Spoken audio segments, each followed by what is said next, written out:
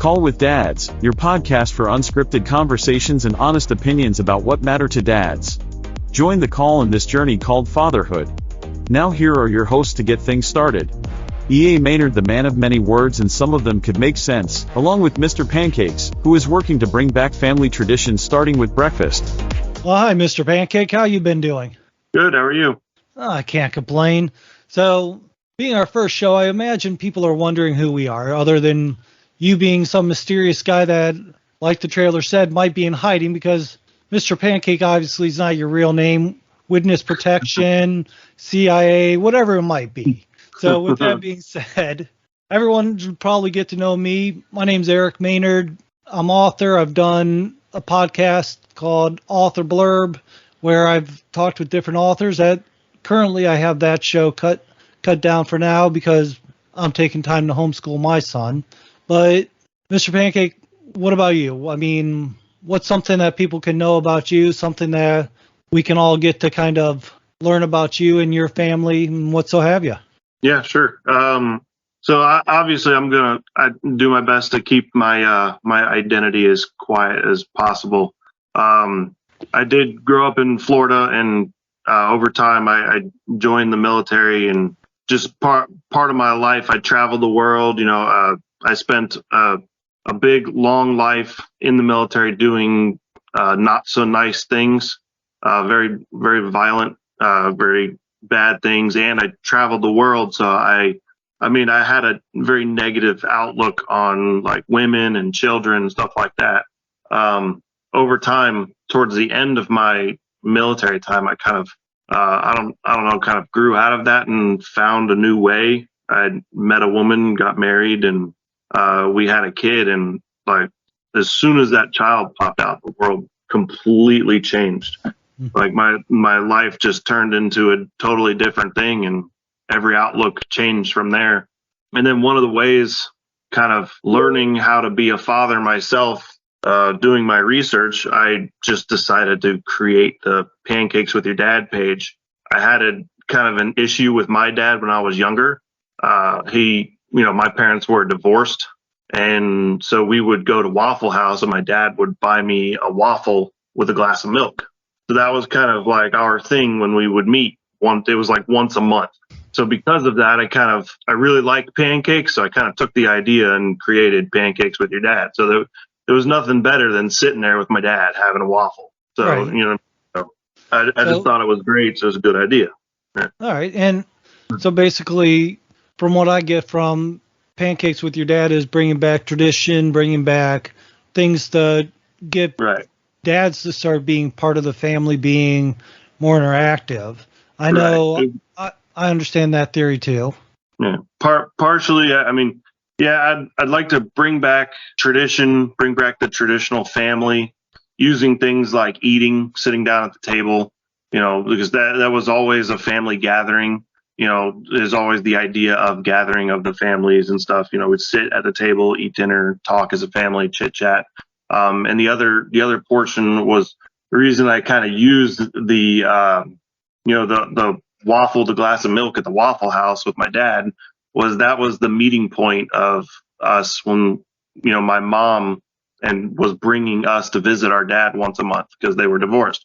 So I kind of want to use this to break that cycle.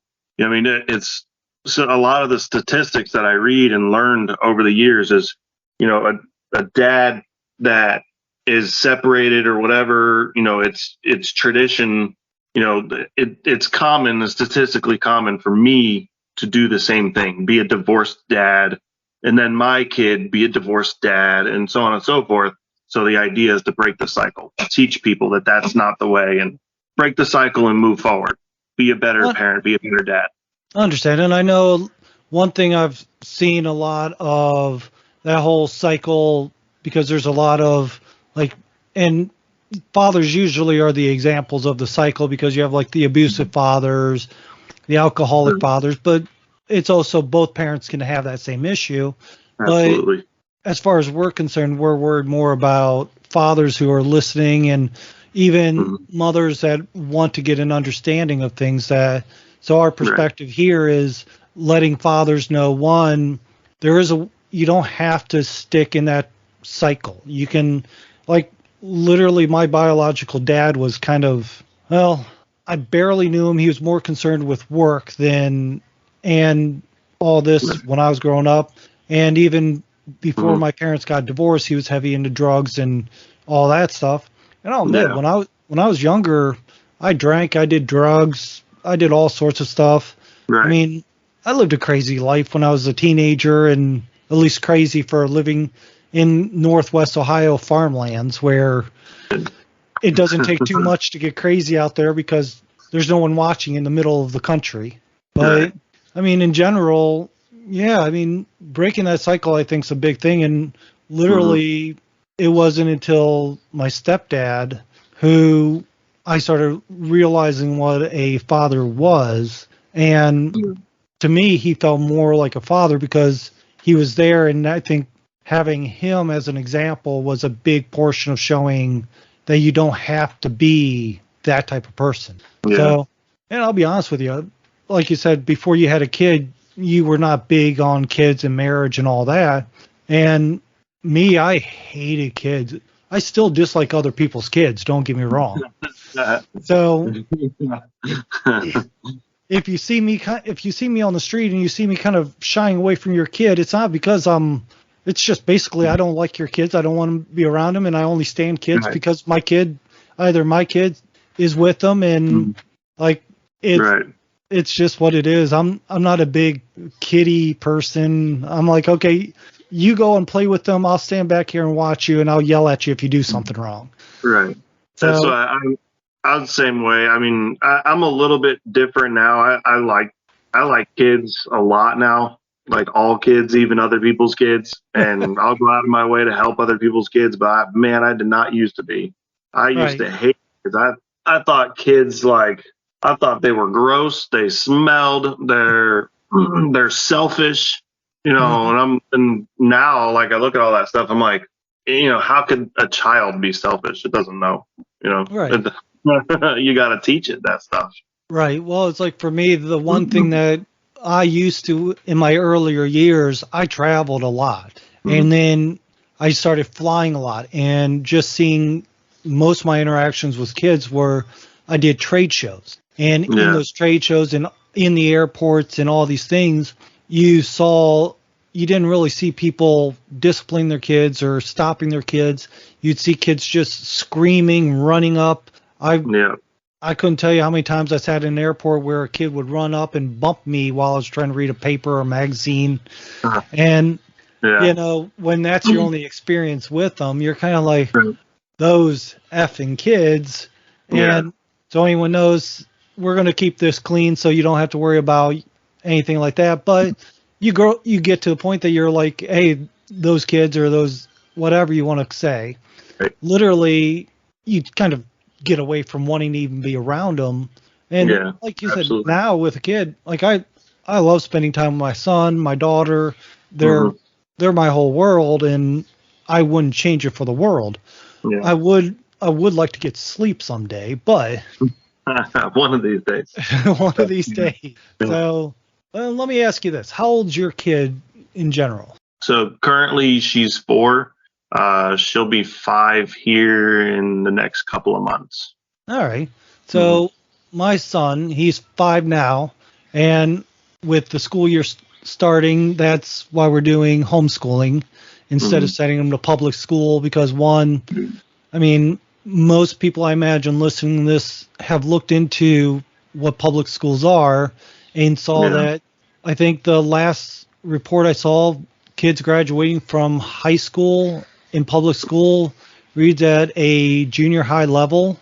You have all these, they're not teaching the kids fundamental stuff anymore. It's more politically driven. Right. So you have all these different factors. And at that point, my wife and I decided that it just makes more sense to homeschool. So if anyone's listening, they hear either a little TV in the background or a little kid kind of yell, just so you know, I have my son here with me and I'm kind of watching him in the background to make sure he's not running around starting a fire. So for me, anyone that hears my son in the background will know that he's there and he's just going to be part of this every now and then. So with that, it's basically my household has been trying to do whatever it takes for the kids, and I think you're going the same way with your pancakes with dads. The bit I know about you, you seem to be very much focused on your kid and trying to break that cycle, like you said. Like I said, my biological dad was focused on work, and it didn't help that one habit that I've had to really work at breaking is he had a very big habit of either putting down anything you did, like he needed to have done it better, done it bigger, done it this or done it that. And we've all met people that's been that way. So, and when you go with that, you kind of learn that it's a hard thing to break. So what was it like when you actually had your daughter? Because, well, let me ask this. When did it change for you to go from not really liking kids to loving your daughter to enjoying her and all that? Right. So for me, I mean, I would say like during the 9 months of pregnancy, it almost like built up in me. And I will say like kind of an epiphany went off when I first saw her face when she was, she came out. My wife had a C-section. All right. So we didn't get to do the normal birth, all that stuff. And she was 10 pounds, 8 ounces when she came out. So she was very large. So when the doctor held her up, like they held her up like this, it was like, to me, it was like, holy cow, holy crap. And then, I thought she was amazing. And then I would say it was pretty, our daughter had like extreme version of colickiness in the beginning. So I would say like the first 6 months was just like, oh my God, like me holding my ears, just like, please shut up. What in the world is happening? Because it never stopped. And then I would say, I felt it, but I was just so miserable. I wasn't able to put the two together until she was probably about 6 to 8 months old is when I really started to go, okay, this is a different world. You know what I mean? This is, I look at her now, or that's about the time when I looked at her and I was like, my life and world has got to change. Everything's different now.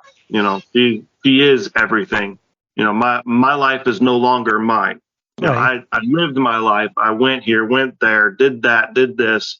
I hear all those other crazy podcasts, the body counts, I did all that.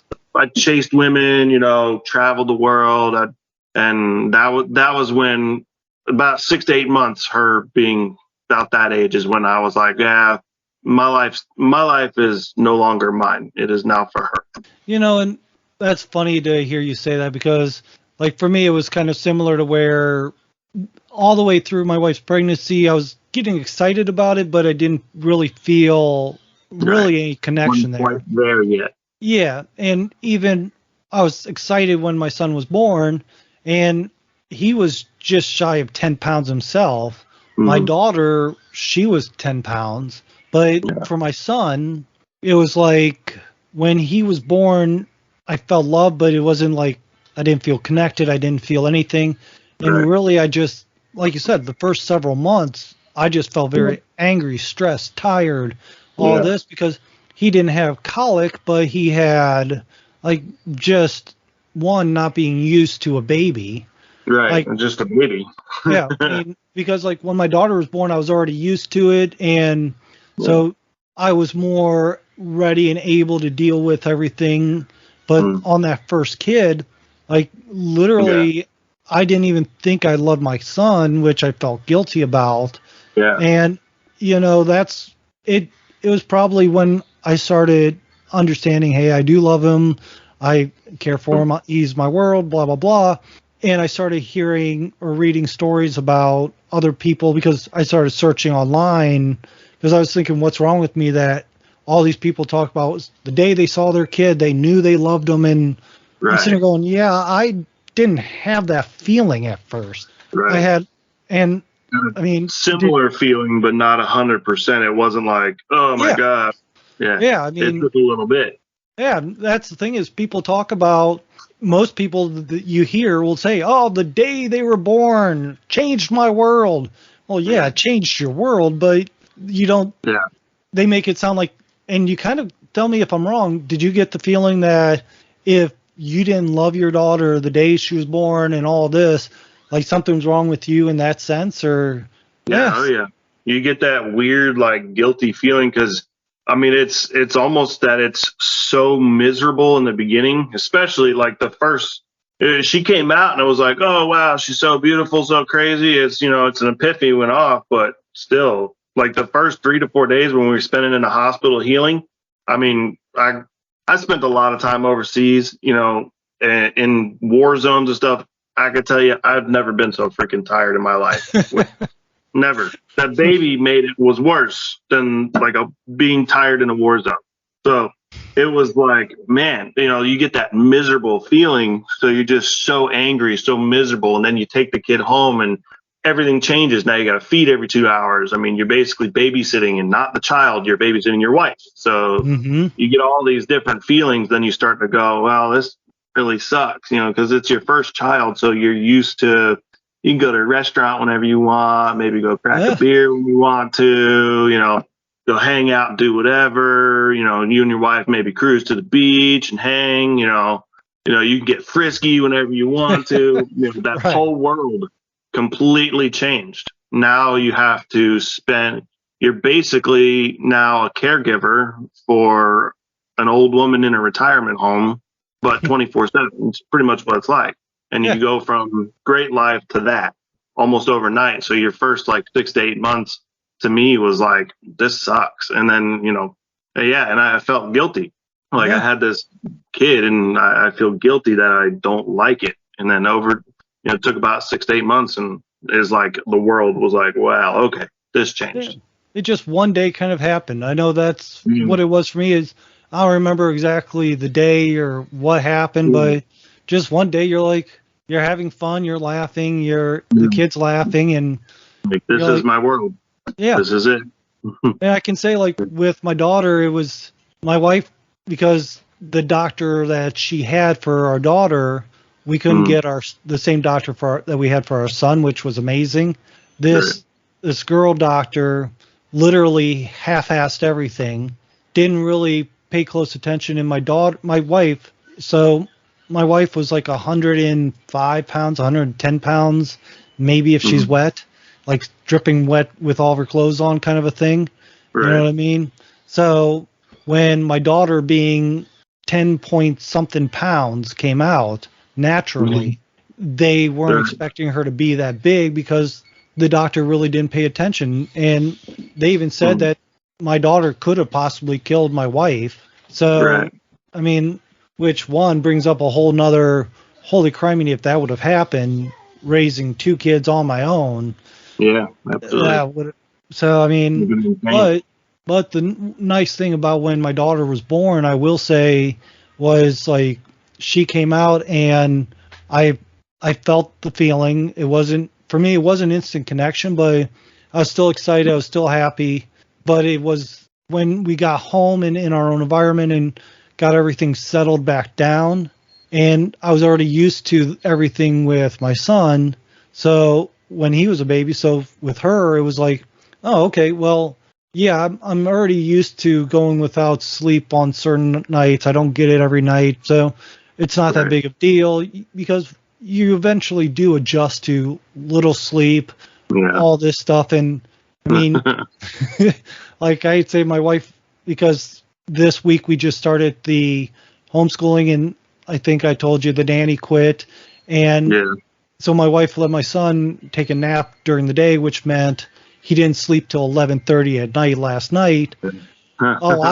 By the time he went to bed, I was cursing because I was just tired as could be, because the night before, my daughter, she's having a new tooth come in, which for any father, that's just the worst time, is at night. One, you feel like, what can I do? Right. And I will say, children's Tylenol is an amazing thing. Yeah. But you can give your kid Tylenol all day. It does help, but I mean, it's not a cure-all either. Oh no. And, yeah, I mean, you also gotta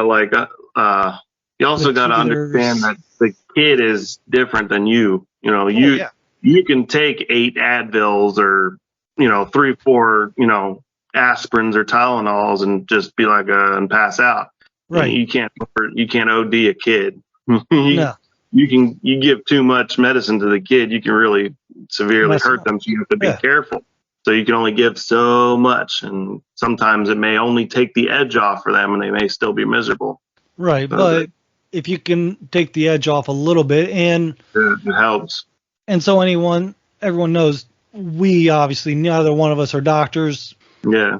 I design restaurants for a living, and I write books, so I make up things. So don't take my word for solid advice anywhere there. Mr. Pancake, he's in hiding, so we don't know what he is, but I had to Google the Advil map. So they what doses? Well, it's not Advil because it's kids Motrin. Okay. So I had to Google the map for it. This weight, this age, this weight, this age gets this much, this much. That's how I figured out what's what for all that stuff. So Google's a good resource for that.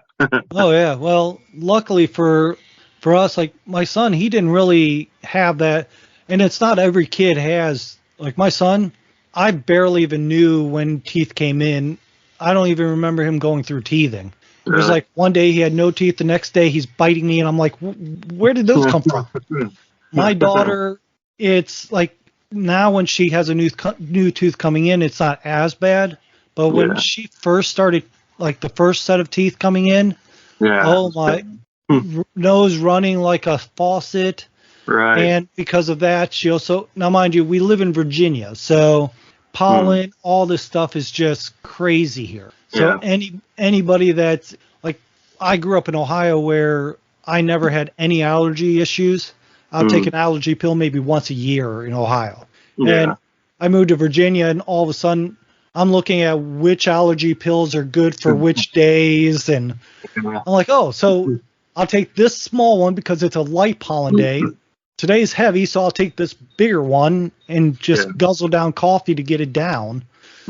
So, I mean, but my daughter, when she was teething or having new teeth come in, literally she had so much stuff from her nose going into her stomach that when they tried to give her milk or anything like that, so besides her feeling pain, she would feel pain, and then she would end up just spitting it right back up, and upset stomach and stuff from all the all the snot running back. I mean, that was my daughter too. My daughter was real bad. Well, the same thing with the teeth. Every time she'd start teething, man, runny nose, fevers, grumpiness, crying nonstop, upset stomach, diarrhea nonstop, all the works, just from teeth. We would be like, "Oh, is she sick or whatever?" No, she's not sick. Yeah, we went to the doctor about it too. So the pediatrician. So he's he told us, and that's kind of where we also talked about, because like I said, for my son, the only time we gave him Tylenol or anything like that is when he had a fever. Right. My daughter, he was like, oh, well, she's teething, give her this much medicine, give it this often, no more than this, and all this stuff. So, I mean, like you said, one, you can overdo medicine with a kid.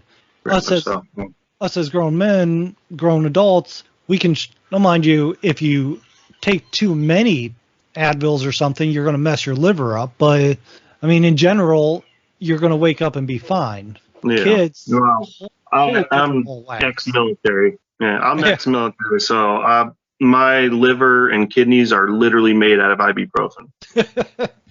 Well, I would say I did trade shows and things like that for years, and general merchandise shows, and I swear that my liver filters more alcohol than, because when I did those, you would have people drinking. It was, I think frat houses drink less than some of the people on the road did.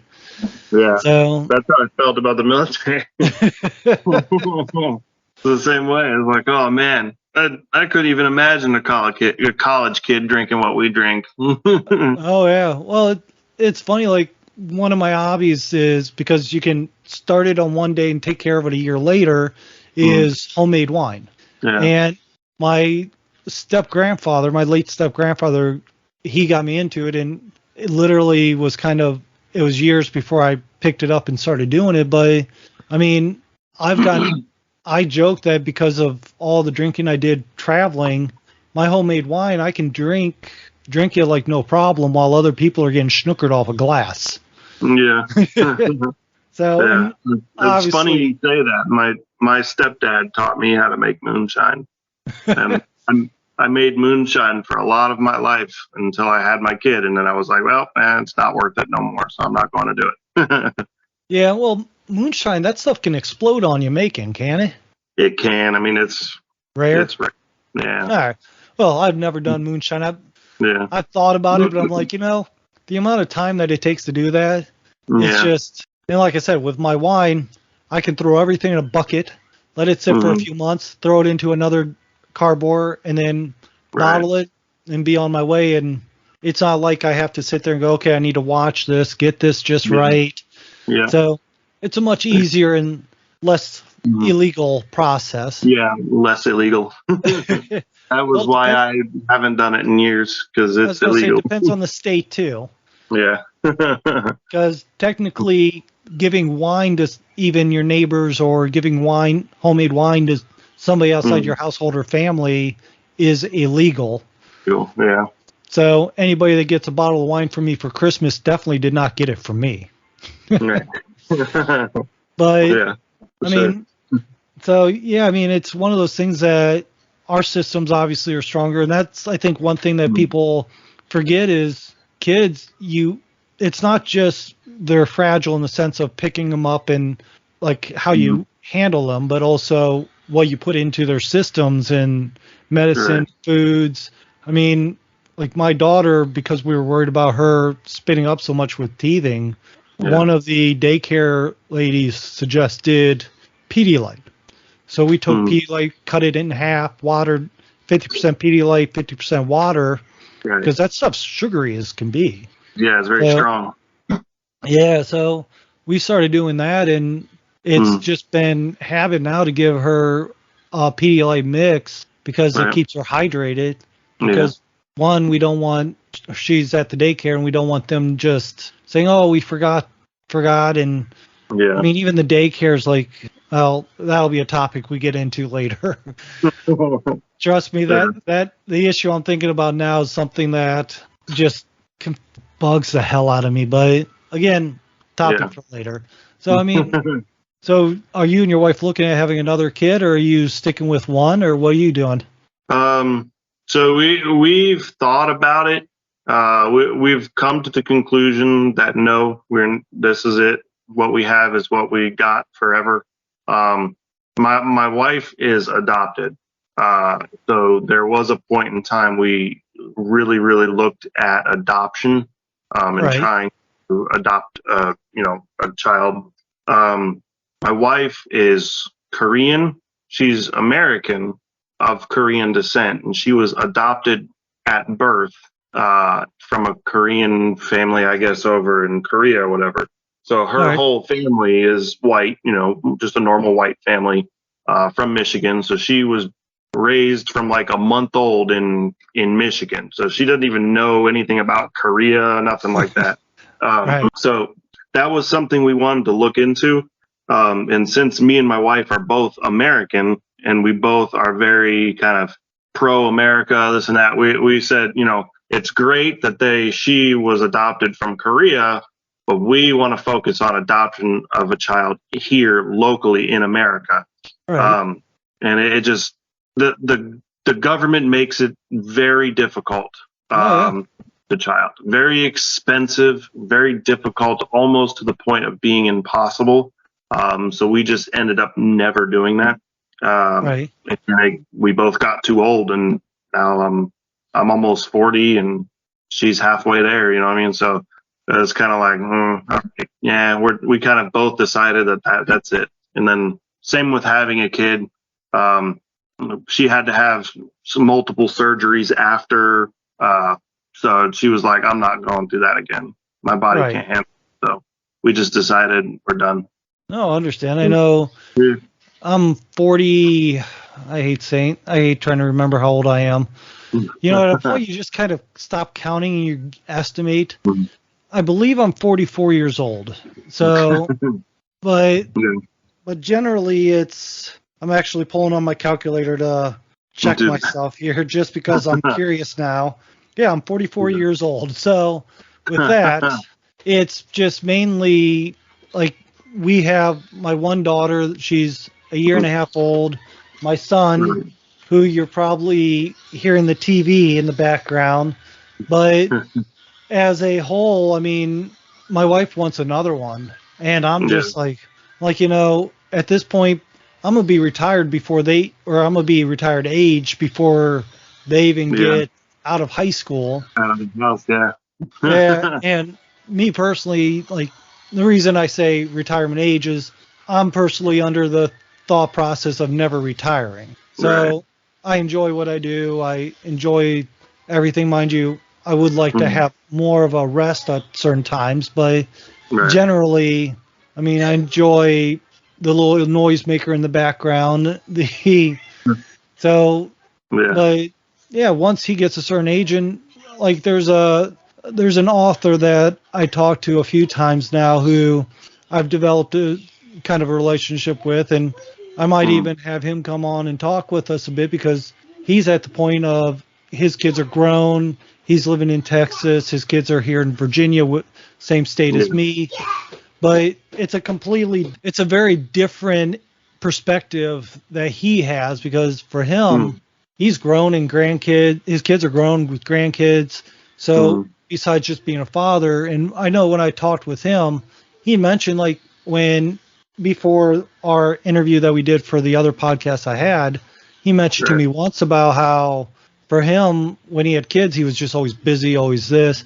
I mean, you've written a book too, and like most of my books I've written was before my kids got to an age where I got super busy.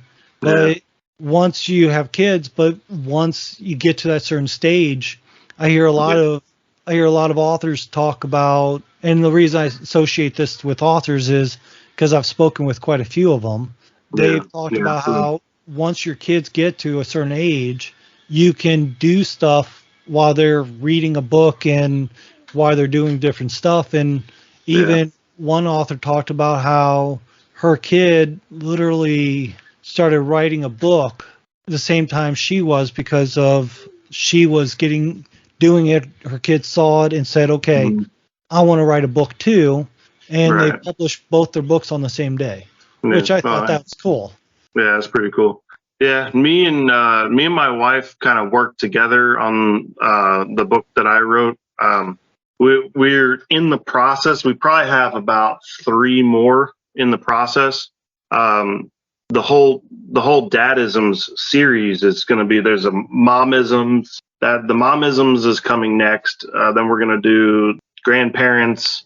We're going to do a version for kids, and then I'm also processing different storylines so the Justice Frog's family can actually have a storyline of like doing things, so hopefully that'll grow into something in the future.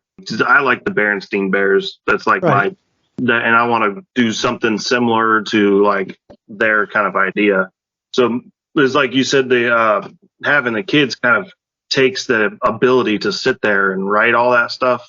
A lot of the stuff that we do kind of at nighttime. Like, when I started Pancakes with Your Dad, I would do all of my research and editing for my pictures. Like I would make the pancakes obviously during the day, and I would take a bunch of pictures and I would just store it until later. And then, I would be up in the middle of the night, like 12 o'clock at night, editing photos and making, researching and collecting data and stuff, putting it all together. And then that's the next day is when I would do all the posting and putting it out there. And that's kind of how I was able to, with the kid, being able to do both at the same time, work full time, got the kid full time, and then I'm doing that all at the same time. So I would do it all in the middle of the night. And that's essentially what we're doing now with the books. We're doing most of it all pretty much in the middle of the night. one of the things I was actually going to ask you about is having the 2 kids, because our daughter is very needy and needs a lot, but she's a single child. So we have a neighbor that's a friend of ours. They also have a single child, and they're very similar age. She's 5, our daughter's 4. They're within a year of each other. They love each other and they play constantly. So one of the things that we do is we free babysit for each other, because I mean, if her daughter comes and plays with our daughter, it's almost like frees her up from us, because now Right. those two are playing and I no longer have to sit and focus on her. So is that something that it's like for having 2 kids versus the 1? Well, like with that, for my situation, and I'm very lucky that my son and my daughter get along so well. They give each other kisses and hugs. So I know some people, their kids, like, they just didn't get along from the get-go, or one child's more jealous than the other. Right. So kind of like you said, your neighbor kid and your daughter, they get along very well. So for me, it's really, I also have that age difference too. So my daughter being a year and a half old, my son being 5 years. Okay. Yeah. So with that, it's, he plays with her, so they play with each other. It frees me up a little bit, but it's not like I get to go and do anything really extensive. Right. So like I can search stuff on my phone. I can watch. My son will tell me, hey, sister's doing this, or sister's doing that. So I'll take care and be like, I'll stop her. And that does help. And he watches, make sure that, because we have a kitten, and literally we're coming close to being the crazy cat people with 3 cats in our house. I mean, I joke around, as a homeschooling family, we're starting to develop our own little stereotypical farm, like 2 hermit crabs, a big thing of fish, 3 cats. My wife was talking about chickens, and I'm like, no, there's a limit to this stereotype that we have to cut off. I've been wanting to get chicken for my wife, and my wife is the same way. No chickens. I'm like, oh, man, I want to go get eggs and stuff, but she's like, no. Oh, no. Okay. Let me tell you. So I was born and raised in Northwest Ohio. And so when I was just out of high school, a girl that I was involved with, because my biological father kicked me out of the house when the day I graduated, which is always a great thing. So the day I graduated, I became homeless, and I ended up moving in with her family, who let me stay at her house and all this. So they had chickens. And part of the thing that I did is, they lived on a farm. So they had chickens, cows, or not cows. They had chicken, horses, goats, things like that. So my job was to help out. The one thing I hated the most was taking care of the chickens, getting those eggs, because those little SOBs will peck you, and just like, there was gloves that we had that came up to our to our elbows, because if you're reaching over for one, another one will come and peck you. So it's like, it's not just the one that you're dealing with that'll get you. It's all of them are trying to get you. So there's that. And then they just get so disgusting and dirty. And I mean, like, they'll break their own eggs and sit on them. And then you have to try to get the yolk off of the chickens. And at a point, trust me, anybody that does chickens, more power to you. But I will never. So you're saying I should not take my daughter to go get chicken somewhere? That is what I am suggesting you avoid. I mean, go to a farm, let her see them all you like. They're cute. When for the longest time I ran by the theory of kids and dogs are cute as long as they're somebody else's. Yeah. Farm animals, I grew up with enough farms, I can tell you, they're cute as long as they're somebody else's. Like, we have, there's a little farm that's ran like as if it was back in the 1920s or something, not too far from our house. I'm very happy to have my son go and see the animals there. And then when we go back to Ohio to visit family, once he gets old enough, there's plenty of farmers that I can say, okay, you want to see? Let's go see how the chickens get processed. Let's go see this. I mean, mind you, when he gets old enough. But generally, it's like, no. Just one in a city, and in a city, definitely not. because it's just, I don't know about you in Florida, but here in Virginia we have HOAs everywhere you go. Even the trailer parks have an HOA, which I find crazy, but it's like they do here a lot, but where we live, we don't have an HOA.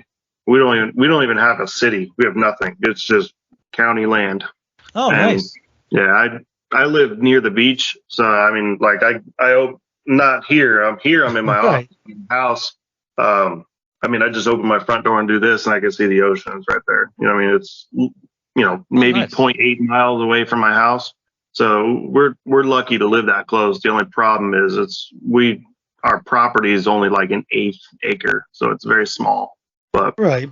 But you also sound like you have the sand, the beach to go play on. Yeah, we have plenty to do around us, so it's not really that big of a deal.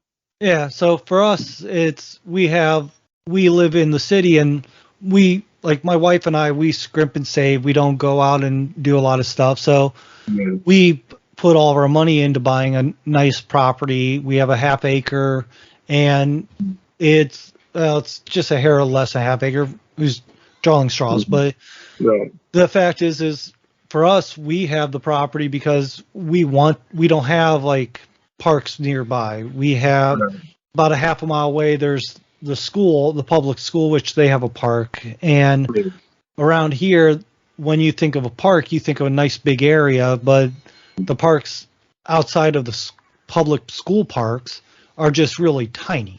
Right. So, I mean, literally you could probably take a minute to walk from one end to the next, you know? Yeah. So that there, and I think with us, we have like a little place that we have a nice little yard to play in. So both my son and my daughter, I got a fenced in yard, so I can just let them run in the backyard. Kind of like after you and I are done talking, it's 90 degrees here right now, so I'm going to go out for probably a 1/2 hour with him and let him sweat off and work off all this built up energy he has, and kind of that thing. So absolutely. So let's do this. You and I can go on to a lot of topics which we're going to. So this is obviously just our first get to know you and letting people know where we stand, and they can follow us if they want on our website, which is Call with Dads. We also have a version where if you want to either leave a message, I believe it's 90 seconds that you can leave a voicemail there, and we can either respond on the show with our thoughts, or we can put your comments up if you have something to say on the show.